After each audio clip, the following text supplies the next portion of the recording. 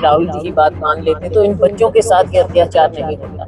और ये सरकार जो कि कहती थी कि हम झुकेंगे नहीं और हम किसी का इस्तीफा नहीं लेते, कितनी बार हुए, हमने कितनी बार उसके खिलाफ प्रदर्शन, धरने, जुलूस कितनी बार किया है। 10 करोड़ क्या पेनल्टी आप उन पर जुर्माना लगाना चाह रहे हो, इसका मतलब ये बड़े पैमाने पर इस तरह के कार्य होते हैं। सिविल कपड़ों में कैसे थे, कौन थे वो, क्या पुलिस के थे, फोर्स के थे या गुंडा एलिमेंट को सरकार ने भेजा? क्या तो होना था और पहले होना चाहिए था।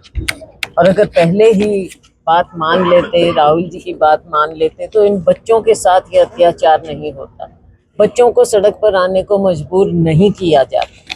पहले से राहुल जी ने ये बात उठाई, लेकिन देश के जब लाखों बच्चे इस तरह से आए, सड़कों पर आए, तब इस सरकार को होश आया।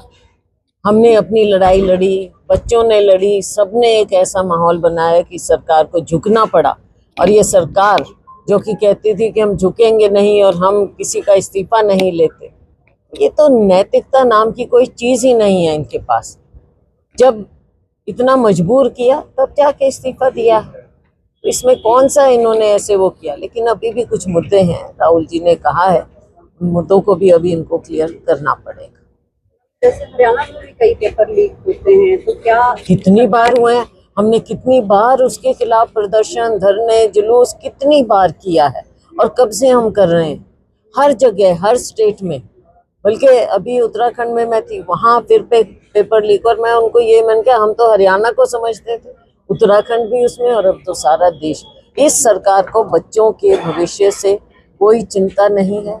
इन्होंने अपनी नई एजुकेशन पॉलिसी लगा दी, और अब देख रहे हो आप किस तरह से ये इनकी ये टेस्टिंग जो होती है, हर बार फिर लीक हो जाता है। महाराष्ट्र में भी हुआ, तो हर जगह हो रहा है। तो ये सिस्टम क्या है, ये सरकार क्या है? और बड़े पैमाने पर भ्रष्टाचार है ये। जब आपने देखा नए बिल की जो बात हो रही है, इसका मतलब सरकार ने खुद माना है। जब 10 करोड़ की पेनल्टी आप उन पर जुर्माना लगाना चाह रहे हो, इसका मतलब ये बड़े पैमाने पर इस तरह के कार्य होते हैं। ये सरकार खुद मानती है। हम फिर दुरुस्त जो भी कानून बनाए जाएंगे या जो दुरुस्त आए तो मैं नहीं कह सकती, दुरुस्त तो नहीं आए।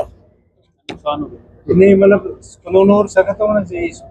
कानून एक चीज है, अभी हम देखेंगे, डिस्कस करेंगे उसको, लेकिन इसके साथ और बहुत से पहलू हैं। बच्चों के ऊपर अत्याचार हुआ, किसने ऑर्डर किया, क्यों उनके ऊपर वो पैलेट्स, वो वाली गन चलाई गई, क्यों लाठियां जिनमें कीलें लगी हुई थी वो, और उसके अंदर लोग, जिस सब मीडिया में है, सिविल कपड़ों में कैसे थे, कौन थे वो, क्या पुलिस के थे, फोर्स के थे या गुंडा एलिमेंट को सरकार ने भेजा, क्या किया? तो ये सारी इंक्वायरी होना चाहिए। मासूम बच्चे, छोटे छोटे लड़के लड़कियां सब वहां पे हैं, और उनके ऊपर आप ऐसे अत्याचार कर रहे हो।